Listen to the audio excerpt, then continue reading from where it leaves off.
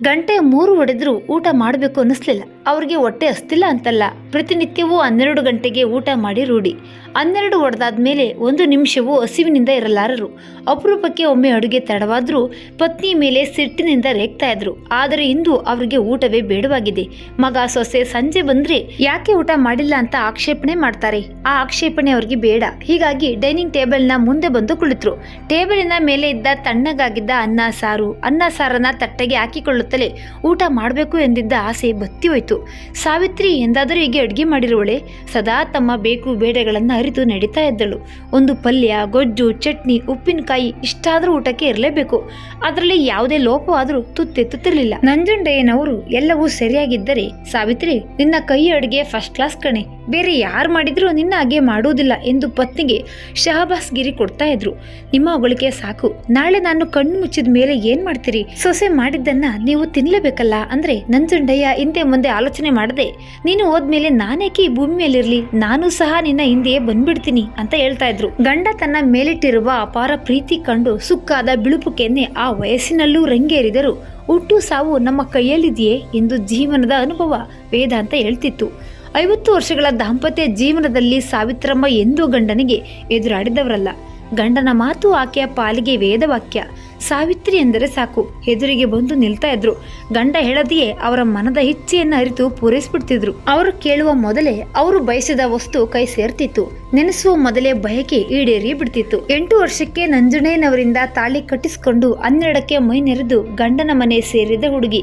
ಆಗ ನಂಜುಂಡಯ್ಯನವರಿಗೆ 16. ಎಳೆ ವಯಸ್ಸಿನ ದಂಪತಿಗಳು ಸ್ನೇಹಿತರಾಗಿದ್ರು, ಪರಸ್ಪರ ಹಿತೈಷಿಗಳಾಗಿದ್ರು, ಒಬ್ಬರಿಗೊಬ್ಬರು ಮಾರ್ಗದರ್ಶಿಗಳಾಗಿದ್ರು. ದಿನಗಳು ಕಳೆದಂತೆ ಸಾವಿತ್ರಿಗೆ ಪತಿಯನ್ನ ಕಂಡರೆ ಹೆದರಿಕೆ ಇರಲಿಲ್ಲವಾದ್ರೂ ಗೌರವ ಮಿಶ್ರಿತ ಪ್ರೀತಿ, ಆ ಭಾವನೆಯನ್ನ ತಮ್ಮ ಜೀವನದ ಉದ್ದಕ್ಕೂ ಬೆಳೆಸಿಕೊಂಡು ಬಂದ್ಬಿಟ್ಟಿದ್ರು. ಆ ವೇಳೆಗಾಗಲೇ ಕೆಲಸದವಳು ಬಂದಿದ್ದರಿಂದ ನಂಜುಂಡಯ್ಯನವರು ಎಚ್ಚೆತ್ತರು. ಏನ್ ಸ್ವಾಮಿ, ನೀವು ಇನ್ನು ಊಟವನ್ನ ಮಾಡ್ಲಿಲ್ವಾ? ದೊಡ್ಡಮ್ಮವ್ರು ಇದ್ದಿದ್ರೆ ಹೀಗೆ ಬಿಡ್ತಿದ್ರಾ? ಅಮ್ಮವ್ರನ್ನ ಚಿಕ್ಕಮ್ಮವರ ಮನೆಯಿಂದ ಬೇಗ ಕರ್ಕೊಂಡು ಬನ್ನಿ, ಎಲ್ಲ ಸರಿಯಾಗ್ತದೆ ಎಂದು ಕೆಲಸದ ಲಕ್ಷ್ಮಿ ನೋಡಿದಾಗ ಅವಳ ಮಾತಿನಲ್ಲಿ ಸತ್ಯಾಂಶವಿದೆ ಎನಿಸಿತು. ಅವಳ ಮುಂದೆ ತಮ್ಮ ಮನೋವಿಪ್ಲವವನ್ನ ತೋರಿಸಲು ಇಚ್ಛೆ ಪಡದೆ ಲಘು ಬಗೆಯಿಂದ 4 ತುತ್ತು ತಿಂದರು. ಅವರ ಮನಸ್ಸು ಸರಿಯಿಲ್ಲ ಎಂದು ಲಕ್ಷ್ಮಿಗೂ ಅರಿವಾಯಿತು. ಅವಳಿಗೂ ಅಷ್ಟೇ. ದೊಡ್ಡಮ್ಮನವರು ಇಲ್ಲದೆ ಇರುವುದು ಏನನ್ನು ಕಳೆದುಕೊಂಡಂತಾಗಿದೆ. ಅದನ್ನು ಅವಳು ವ್ಯಕ್ತಪಡಿಸಿದ್ದಾಳೆ. ಆದರೆ ಅವಳಷ್ಟು ಸರಾಗವಾಗಿ ನಂಜುಂಡಯ್ಯನವರು ತಮ್ಮ ಮನದಲ್ಲಿನ ಅಭಿಲಾಷೆಯನ್ನ ವ್ಯಕ್ತಪಡಿಸಲಾರರು. ಮನಸ್ಸಿನ ತುಂಬ ಸಾವಿತ್ರಿಯೇ ತುಂಬಿದ್ದಾಳೆ.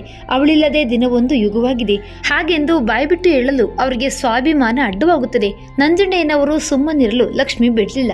ಯಾಕೆ ಸ್ವಾಮಿ, ಅನ್ನ ಎಲ್ಲ ಚೆಲ್ಬಿಟ್ಟಿದ್ದೀರಿ? ಚಿಕ್ಕಮ್ಮನವರಿಗೆ ಸರಿಯಾಗಿ ಅಡುಗೆ ಮಾಡಲು ಬರಕಿಲ್ಲ ಬಿಡಿ ಎಂದಳು. ಹಾಗೇನಿಲ್ಲ, ನನಗೆ ಆರೋಗ್ಯ ಸರಿಯಿಲ್ಲ ಎಂದ್ರು. ಅವ್ರಿಗೂ ಹೆಂಡತಿಯ ಅಗಲಿಕೆಯ ವೇದನೆ ಇದೆ, ಅದನ್ನ ಹೇಳಲು ಸಂಕೋಚ ಎಂದುಕೊಂಡು ಲಕ್ಷ್ಮಿಯು ಸೆರಗನ್ನ ಬಾಯಿಗೆ ಅಡ್ಡವಾಗಿ ಹಿಡಿದು ಮುಸಿ ಮುಸಿ ನಕ್ಕಳು. ನಂಜುಂಡಯ್ಯನವರು ಅವಳನ್ನ ಗಮನಿಸಲಿಲ್ಲ. ಅವಳು ಕೆಲಸ ಮುಗಿಸಿ ಹೋದ್ಮೇಲೆ ಬಾಗಿಲು ಹಾಕೊಂಡ್ರು. ಸಾವಿತ್ರಿಗೆ ಅದೇಕೆ ಅಷ್ಟು ಕೋಪ ಬಂತು? ಇಷ್ಟು ವರ್ಷಗಳಲ್ಲಿ ಸಹನೆಯ ಪ್ರತೀಕವೆನಿಸಿಕೊಂಡವಳು ಒಮ್ಮೆಲೆ ಕೋಪಿಸಿಕೊಂಡವಳೆ ಸಿಡಿದೆದ್ದು ಹೊರಟು ಹೋದ್ಲಲ್ಲ, ಹಾಗೆ ಹೋಗುತ್ತಾಳೆ ಎಂದು ಅಂದುಕೊಂಡಿರಲಿಲ್ಲ. ಸಣ್ಣ ವಯಸ್ಸಿನಲ್ಲಿ ಒಮ್ಮೆ ಮಾತ್ರ ಅವಳು ಕೋಪಿಸಿಕೊಂಡಿದ್ದು ಉಂಟು.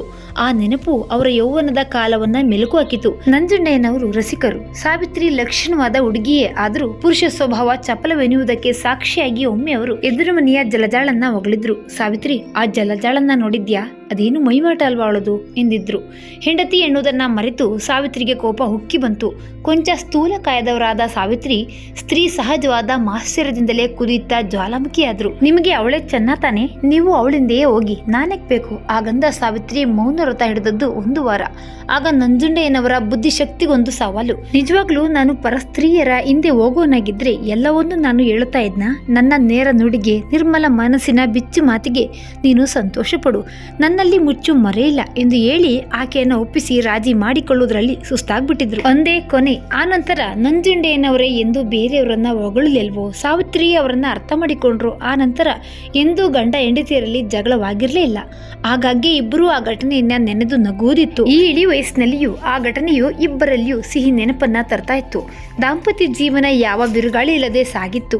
ಆದರೆ ಅದೊಂದು ಘಟನೆ ಸಾವಿತ್ರಿಯ ಮನಸ್ಸನ್ನ ಅಷ್ಟೊಂದು ಕೆಡಿಸುವುದು ಎಂದು ಅವನಿಗನಿಸಿರಲಿಲ್ಲ. ಎಂದೂ ಕೋಪಿಸಿಕೊಳ್ಳದ ಸಾವಿತ್ರಿ ಆ ದಿನ ನಂಜುಂಡಯ್ಯನವರ ಮೇಲೆ ಕೋಪ ಮಾಡಿಕೊಂಡು ಹೊರಟೋಗಿದ್ರು. ಆಕೆ ಸನಿಹ ಇದ್ದಾಗ ಅರಿವಾಗದ ಆಕೆಯ ಬೆಲೆ ಆಕೆ ದೂರವಾದ ಮೇಲೆ ಅರಿವಾಗಿತ್ತು ಅವರಿಗೆ. ಕೆಲಸಕ್ಕೆ ಹೋಗುವ ಹುಡುಗಿ ಸೊಸೆಯಾಗಿ ಬಂದಾಗ ಆದರದಿಂದಲೇ ಸ್ವಾಗತಿಸಿದ್ರು ಸಾವಿತ್ರಿ. ದುಡಿಯುವ ಹುಡುಗಿ ಬಂದ್ರೆ ತಮ್ಮ ಮಗನಿಗೆ ಆರ್ಥಿಕವಾಗಿ ಸಹಾಯವಾಗುತ್ತಾಳೆ ಎಂಬ ಸತ್ಯದ ಅರಿವು ಆಕೆಗೂ ಇತ್ತು. ಬದಲಾದ ನಾಗರಿಕತೆಗೆ ಹೊಂದಿಕೊಳ್ಳುವ ಸ್ವಭಾವ ಆಕೆಯ ಈ ಗುಣವನ್ನ ಸೊಸೆ ದುರುಪಯೋಗಪಡಿಸಿಕೊಂಡಳು. ಹೊರಗೆ ಮಾತ್ರ ದುಡಿದು ಬಂದವಳು ಮನೆಗೆ ಬಂದ ಕೂಡಲೇ ಆರಾಮಾಗಿ ಇರತೊಡಗಿದಳು. ವಯಸ್ಸಾಗಿದ್ದ ಸಾವಿತ್ರಿಗೆ ದಿನನಿತ್ಯದ ಕೆಲಸ ಕಾರ್ಯಗಳ ಭಾರವೂ ಹೆಚ್ಚಿತ್ತು. ಸಹಜವಾಗಿ ಪ್ರತಿಯೊಂದು ಸಂಸಾರದಲ್ಲಿಯೂ ನಡೆಯುವ ಆಗು ಹೋಗುಗಳು ಸಾವಿತ್ರಿಯ ಸಹನೆಗೊಂದು ಸೀಮಾ ರೇಖೆಯಾಗಿತ್ತು. ಒಂದು ದಿನ ಆ ಸೀಮಾ ರೇಖೆಯ ಒಡ್ಡು ಹೊಡೆದು ಪ್ರವಾಹವಾಗಿಯೂ ಹರಿದಿತ್ತು. ಮುಂಜಾನೆಯಿಂದಲೂ ದುಡಿದು ಬೆಂಡಾದ ಸಾವಿತ್ರಿ ಸಂಜೆ ಸೊಸೆ ಬಂದಾಗ ಮೃದುವಾಗಿ ಹೇಳಿದ್ರು, ಚಿತ್ರ, ನನಗೆ ಬೆಳಗ್ಗೆಯಿಂದ ದುಡಿದು ಸಾಕಾಗಿದೆ. ರಾತ್ರಿಗೆ ನೀನೇ ಅನ್ನ ಮಾಡಿ ದೋಸೆಗೆ ರುಬ್ಬಿಟ್ಬಿಡಿ ಅಂದ್ರು. ಅದೆಲ್ಲ ಎಂದೂ ಮಾಡಿ ರೂಢಿಯೇ ಎರೆದಿದ್ದ ಚಿತ್ರ, ನನ್ನ ಕೈಲಿ ಆಗಲ್ಲ ಅತ್ತೆ, ನೀವೇ ಮಾಡಿ, ನೀವೇನು ಬೆಳಗ್ಗೆಯಿಂದ ಅಷ್ಟೇನು ಕೆಲಸ ಮಾಡಿದ್ವಲ್ಲ ಎಂದಳು ಗತ್ತಿನಿಂದ. ಸೊಸೆ ಹಾಗೆ ಹೇಳಿದ್ದಕ್ಕೆ ಸಾವಿತ್ರಿಯು ಏನು ಉತ್ತರ ಕೊಡ್ತಿದ್ರು ಏನೋ. ಆದ್ರೆ ಕೂಡಲೇ ನಂಜುಂಡೆಯನವರು ಆ ಹುಡುಗಿ ಹೇಳುವ ಹಾಗೆ ಬೆಳಗ್ಗೆಯಿಂದ ನೀನೇನ್ ಕಡ್ದಿದೀಯಾ, ನೀನೇ ಮಾಡಿದ್ರೆ ಆಗೋದಿಲ್ವೇ, ಪಾಪ ಚಿತ್ರಾಗೆ ಹೊರಗೆ ದುಡಿದು ಎಷ್ಟು ಸಾಕಾಗಿದೆಯೋ ಎಂದು ಸೊಸೆಯ ಪರ ವಹಿಸಿದ ಗಂಡನ ಬಗ್ಗೆ ಆ ಕ್ಷಣ ಅಪಾರ ಸಿಟ್ಟು ಬಂತು ಸಾವಿತ್ರಿಗೆ.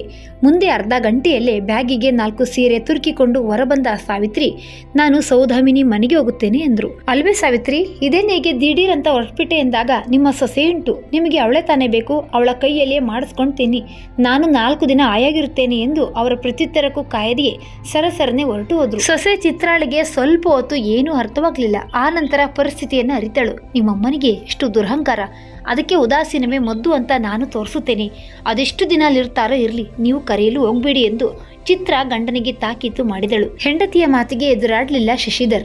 ಅತ್ತೆಯ ಮೇಲಿನ ಕೋಪಕ್ಕೆ ಮನಸ್ಸಿಗೆ ಬಂದಂತೆ ಕೆಲಸ ಮಾಡ್ತಾ ಇದ್ದಳು ಚಿತ್ರ.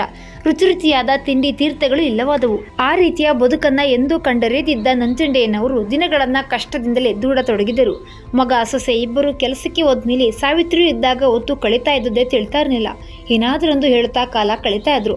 ಹೆಂಡತಿಯ ಹಿಂದೆ ಮುಂದೆ ಸುತ್ತಿ ಅಡುಗೆ ಮನೆಯಲ್ಲಿ ಸಿಕ್ಕಿದ್ದನ್ನ ತಿಂದು ಅವಳ ಕೈಯಲ್ಲಿ ಬಯಸಿಕೊಂಡ್ರೇನೆ ಸಮಾಧಾನ. ಸಾವಿತ್ರಿಯ ಬಳೆಯ ನೀನಾದ ಮನೆಯಲ್ಲಿ ಕೇಳ್ತಾ ಇದ್ರೆ ಏನೋ ಒಂದು ತೃಪ್ತಿ. ಅವರ ಅರಿಶಿನ ಹಚ್ಚಿದ ಸುಕ್ಕು ಕೆನ್ನೆ ನೋಡಲು ಮನಸ್ಸಿಗೆ ಅಪ್ಯಾಯಮಾನವಾಗಿತ್ತು. ತಮ್ಮ ಯೌವನದ ಬಿಸಿಯ ದಿನಗಳು ಮುಗಿದು ವಾರ್ಧಕ್ಯದ ಶಾಂತಿಯ ದಿನಗಳಲ್ಲಿ ಹೆಂಡತಿಯ ಪ್ರೀತಿಯೇ ಆಸರೆಯಾಗಿತ್ತು.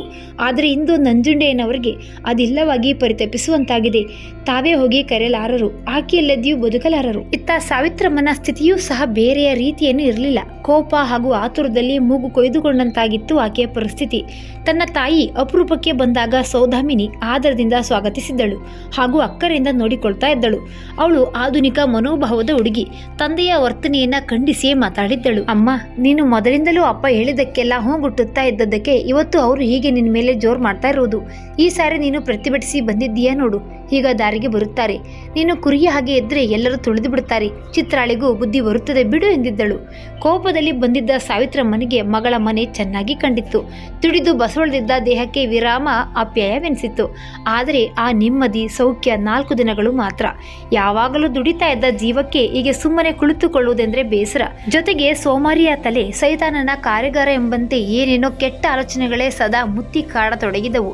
ಎಲ್ಲದಕ್ಕಿಂತ ಹೆಚ್ಚಾಗಿ ಕಾಡಿದ್ದು ಒಂಟಿತನವು ಮಾತ್ರ. ಮಗಳು ಎಷ್ಟೇ ಮಮತೆಯಿಂದ ನೋಡಿಕೊಂಡರೂ ಗಂಡನ ಮಾತಿನಲ್ಲಿದ್ದ ಪ್ರೀತಿ ಇಲ್ಲವೆನಿಸ್ತಿತ್ತು. ಗಂಡ ರೇಗಿದಾಗಲೂ ಏನೋ ಒಂದು ಬಗೆಯ ಹಿತವಿರ್ತಿತ್ತು. ಈಗ ಅದಿಲ್ಲದೆ ಏನನ್ನೋ ಕಳೆದುಕೊಂಡ ಅನುಭವ. ಪ್ರತಿದಿನದ ಧಾವಂತದಲ್ಲಿ ಒಂದು ರೀತಿಯ ಸೌಖ್ಯವಿತ್ತು. ಸಾವಿತ್ರಿ, ನೀನು ಮಾಡುವ ಅವರೆಕಾಯಿಯ ಹುಳಿಯು ತುಂಬಾ ರುಚಿಯಾಗಿರುತ್ತೆ ಕಣೆ ಎಂದು ಗಂಡ ಮೆಚ್ಚಿದಾಗ ಅದನ್ನೇ ಮಾಡಿ ಬಡಿಸಿ ತೃಪ್ತಿಯಿಂದ ಅರಳುವ ಅವರ ಮುಖ ನೋಡಿದಾಗ ಸಿಗುತ್ತಿದ್ದ ಸಂತಸ ಈಗ ಈ ಆರಾಮದ ಬದುಕಿನಲ್ಲಿ ಇಲ್ಲ. ಮಗನನ್ನ ನೋಡಿಕೊಳ್ಳಲು ಸೊಸೆ ಇದ್ದಾಳೆ. ಅಕಸ್ಮಾತ್ ಅವಳು ಮಾಡಿ ಆಗ್ತಾ ಇದ್ರು ಶಶಿಧರ್ ಹೋಟೆಲ್ನಲ್ಲಿಯೇ ತಿಂದು ಬರ್ತಾನೆ. ಈಗಿನ ಕಾಲದವರೇ ಹಾಗೆ. ಮನೆಯನ್ನ ಗಟ್ಟಿಯಾಗಿ ಹಚ್ಚಿಕೊಳ್ಳುವ ಮಂದಿಯಲ್ಲ. ಹೊರಗಿನ ರುಚಿಯೇ ಅವ್ರಿಗೆ ಅಪ್ಯಾಯಮಾನ.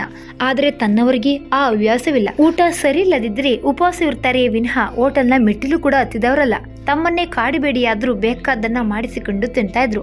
ಹೊರಗಿನ ಯಾವುದೋ ಮನೋರಂಜನೆಗಿಂತ ತನ್ನ ಸಹವಾಸವೇ ಅವರಿಗೂ ಸಹ ಪ್ರಿಯ. ತನಗೆ ಇನ್ನೇನು, ಗಂಡ ಒಬ್ರಿದ್ದರೆ ಸಾಕು, ಮತ್ತಿನ್ನೇನು ಬೇಡ. ಎಲ್ಲಿಯೂ ಒಂದು ರಾತ್ರಿ ಕೂಡ ಉಳಿತಾ ಇರಲಿಲ್ಲ. ಸಾವಿತ್ರಮ್ಮ ನಂಜುಂಡೆನವ್ರನ್ನ ಬಿಟ್ಟಿರ್ಲಿಲ್ಲ. ಈಗಲೂ ಕೂಡ ಹೊಸದಾಗಿ ಮದುವೆ ಆದವರ ತರಹ ತಮ್ಮ ಮನೆಗೆ ಓಡ್ಬಿಡ್ತಾರೆ ಎನ್ನುತ್ತಾ ಇದ್ರು ನೆಂಟ್ರಿಷ್ಟ್ರು. ಎಲ್ಲರೂ ಹಾಗೆ ಎಂದಾಗ ಸಂಕೋಚವಾದ್ರೂ ತಮ್ಮ ಹೆಮ್ಮೆಯ ದಾಂಪತ್ಯಕ್ಕೆ ಖುಷಿಯಿಂದಲೇ ಅರಳ್ತಾ ಇದ್ರು. ತಾರುಣ್ಯದಲ್ಲಿರುವಾಗ ಜೊತೆಯಾಗಿರುವುದು ಹೆಚ್ಚುಗಾರಿಕೆಯಲ್ಲ, ವೃದ್ಧಾಪ್ಯದಲ್ಲಿ ಜೊತೆಯಾಗಿರುವುದು ಹೆಚ್ಚಿನದು. ಹೇಳಿದ್ದು. ಏಕೆಂದರೆ ಆಗಲೇ ತಾನೇ ಒಬ್ಬರಿಗೊಬ್ಬರ ಆಶ್ರಯ ಬೇಕಾಗುವುದು ಎಂದು ತಮಗೆ ತಾವೇ ಸಮಾಧಾನವನ್ನವರು ತಾಳ್ತಾ ಇದ್ರು. ಅಂತಹ ಭಾವನೆ ಹೊಂದಿದ್ದ ತಾನು ಈಗೇನ್ ಮಾಡಿದೆ, ಗಂಡನನ್ನ ಒಂಟಿಯಾಗಿ ಬಿಟ್ಟು ಬಂದೆ. ರಾತ್ರಿಯ ಹೊತ್ತಿನಲ್ಲಿ ಅವರು ಎದ್ದು ಬಚ್ಚಲು ಮನೆಗೆ ಹೋಗ್ಬೇಕಾದಾಗ ಸಾವಿತ್ರಿ ಸ್ವಲ್ಪ ಲೈಟ್ ಸ್ವಿಚ್ ಅನ್ನು ಹಾಕ್ತೀಯ ಅನ್ನುತ್ತಾ ಇದ್ರು. ಈಗ ಹಾಗೆ ಕೂಗಿದ್ರೆ ಯಾರು ಸ್ವಿಚ್ ಹಾಕ್ತಾರೆ, ಸರಿಯಾಗಿ ಕಣ್ಣು ಬೇರೆ ಕಾಣುವುದಿಲ್ಲ. ಮಧ್ಯರಾತ್ರಿಯಲ್ಲಿ ಎದ್ದು ಕತ್ಲಲ್ಲಿ ಕಾಣದೆ ಬಿದ್ಬಿಟ್ರೆ ಅದನ್ನ ಸಾವಿತ್ರಿಯು ನೆನೆಸಿಕೊಳ್ಳುತ್ತಲೇ ನಡುಗ್ಬಿಟ್ರು. ಯಾರದೋ ಮೇಲಿನ ಕೋಪಕ್ಕೆ ತನ್ನ ಸೌಭಾಗ್ಯವನ್ನ ತಾನೇ ಹಾಗೆ ಒಂಟಿಯಾಗಿ ಬಿಟ್ಟು ಬಂದದ್ದು ಸರಿಯೇ ಅನಿಸಿತು. ಕೊನೆಗೆ ತಾಳಲಾರದೆ ಸೌದಾಮಿನಿ ಹತ್ರ ಹೇಳಿದ್ರು. ಸೌದಾಮಿನಿ ಅವರು ಹೇಗಿದ್ದಾರೋ ಏನೋ, ನಾನು ಬಂದು ತುಂಬಾ ದಿನಗಳಾಯ್ತು, ಹೋಗ್ತೀನಿ ಕಣೆ ಎಂದ್ರು. ಸೌದಾಮಿನಿ ತಾಯಿಯನ್ನೇ ಅಚ್ಚರಿಯಿಂದ ನೋಡಿದಳು. ನೀನು ಹೀಗೆ ತಗ್ಗಿ ನಡೆಯೋದ್ರಿಂದಲೇ ಅವರೆಲ್ಲ ನಿನ್ನ ತಲೆಯ ಮೇಲೆ ಮೆಣಸು ಹರಿಯುವುದು. ಹೇಗಿದ್ದರೂ ಮುಂದಿನ ವಾರ ಶಶಿಧರ್ ಬರ್ತಡೇ ಇದೆ, ಆಗ ಅವರೇ ಬರ್ತಾರೆ, ಸುಮ್ನಿರು ಎಂದು ರೇಗಿದಳು. ಸಾವಿತ್ರಮ್ಮನಿಗೆ ಮತ್ತೇನು ಹೇಳಲು ತೋರ್ಲಿಲ್ಲ. ತಾನೇಕೆ ಇಲ್ಲಿಗೆ ಬಂದು ಸಿಕ್ಕಾಕೊಂಡೆ, ಈಗ ನಿಷ್ಠುರವಾಗಿ ಒದರಿಕೊಂಡು ಹೋಗಲು ಸಾಧ್ಯವಿಲ್ಲ. ಹಾಗೆ ಹೋದ್ರೆ ಮಗಳಿಗೂ ಬೇಸರವಾಗುತ್ತದೆ. ಈಗ ತಾನಾಗೆ ಹೋದ್ರೆ ಅವರೆಲ್ಲ ಹಂಗಿಸಿದ್ರೆ ಸೊಸೆ ಎದುರಿಗೆ ಸಹ ಅಪಮಾನವಾಗುತ್ತದೆ. ಅವರಾಗೆ ಬರ್ಲಿ ಎಂದುಕೊಂಡು ಒಲ್ಲದ ಮನದಿಂದಲೇ ತಮ್ಮ ಭಾವನೆಗಳಿಗೆ ಕಡಿವಾಣ ಹಾಕಿದ್ರು. ಆದರೆ ಆ ಸಂಜೆಯೇ ಶಶಿಧರ್ನು ತಾಯಿಯನ್ನ ಹುಡುಕಿಕೊಂಡು ಬಂದ. ಮಗನ ಮುಖ ಕಂಡು ಸಂತೋಷವಾದರೂ ಏನೋ ಗಾಬರಿ. ಹೇಗಿದ್ದೀಯಮ್ಮ ಎಂದ. ನೋಡಪ್ಪ ಹೇಗಿದ್ದೀನಿ, ಅವರೇಗಿದ್ದಾರೆ ಎಂದ್ರು. ಅದನ್ನೇ ಹೇಳೋಣ ಅಂತ ಬಂದೆ ಅಮ್ಮ. ಅಪ್ಪನಿಗೆ ಮೊನ್ನೆಯಿಂದ ಜ್ವರ, ಏನೇನೋ ಮಾತಾಡ್ತಾರೆ, ಸದಾ ನಿನ್ನ ಹೆಸರು ಹೇಳ್ತಾರೆ, ಅದಕ್ಕೆ ನಿನ್ನನ್ನ ಕರ್ಕೊಂಡು ಹೋಗೋಣ ಅಂತ ಬಂದೆ ಎಂದ. ಸಾವಿತ್ರಮ್ಮ ಬೆಕ್ಕಿದರು. ಗಂಡ ಹೇಗಿದ್ದಾರೋ ಎಂಬ ಆತಂಕ. ನಡಿಯಪ್ಪ ಈಗಲೇ ಹೋಗೋಣ ಎಂದರು. ಗಾಬರಿಯಾಗುವಂಥದ್ದು ಏನಿಲ್ಲವೆಂದು ಮಗ ಎಷ್ಟೇ ಸಮಾಧಾನ ಹೇಳಿದ್ರು ಆಕೆ ಅಳು ನಿಲ್ಲಿಲ್ಲ. ಮಗಳು ಸಹ ಜೊತೆಯಲ್ಲಿಯೇ ಬಂದಳು. ಅಮ್ಮ, ಡಾಕ್ಟರ್ ನೋಡಿಕೊಂಡು ಹೋಗಿದ್ದಾರೆ, ನೀನೇಕಿಗೆ ಒದ್ದಾಡ್ತೀಯ ಎಂದ ಮಗ.